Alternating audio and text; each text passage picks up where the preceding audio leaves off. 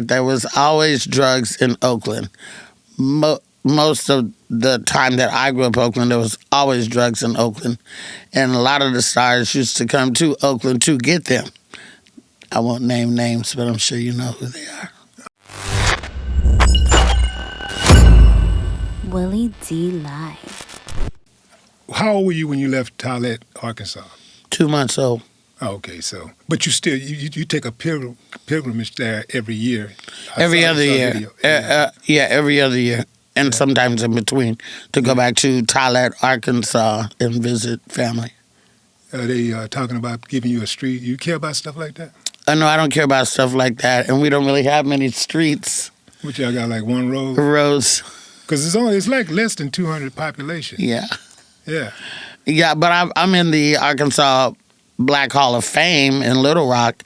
That was important. That was a really big deal. And that was unexpected. And I'm excited about that. Yeah. That's history that my grandkids, when I have them, or nieces and nephews, can always go and see and point out to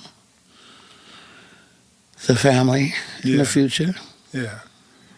What was it like growing up in Oakland? It was good and bad, you know.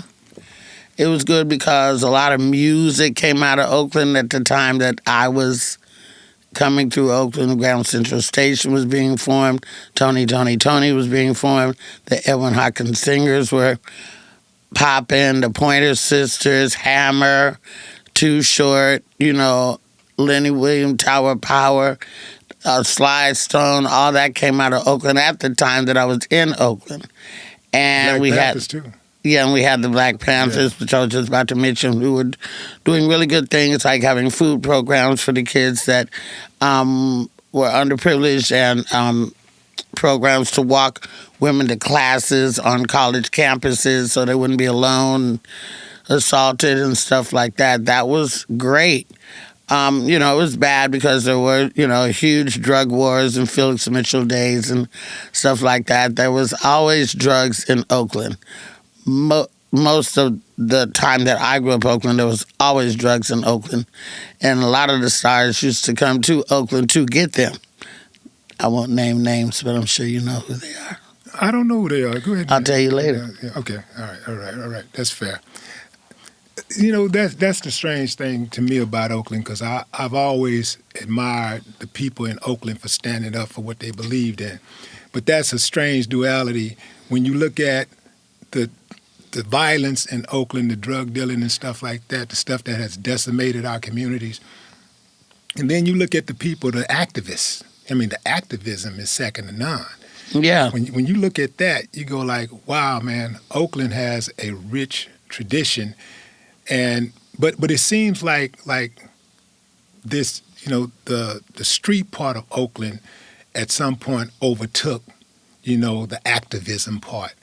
And I think the government played a huge part in that, because I was reading up on some stuff about the Black Panthers a few days ago, and I did not know that these uncivilized mutts went inside. This is the Oakland Police Department. I did not know that those uncivilized mutts went inside of the Episcopal Church, and the day before the free lunch program was to begin, and smashed all the food and urinated over it. This is the food for underprivileged kids, needy kids. These uncivilized mutts were that hell-bent on our kids suffering that they did something like that. Yeah, and the drugs didn't just find their way into Oakland. They were, you know, planted there in mass, and there was a whole, you know, COINTELPRO situation. There was police brutality was rampant, from busting in your people's doors to beating Tupac in the street. You know, we had a huge crack problem when it did hit. Even Huey Newton got caught up in that, and myself, and a lot of other people. Some people made it out, some people didn't. But it was massive. School teachers, bus drivers, postal workers. You know, it was It was like when COVID came down and spread. It was like that about crack in Oakland.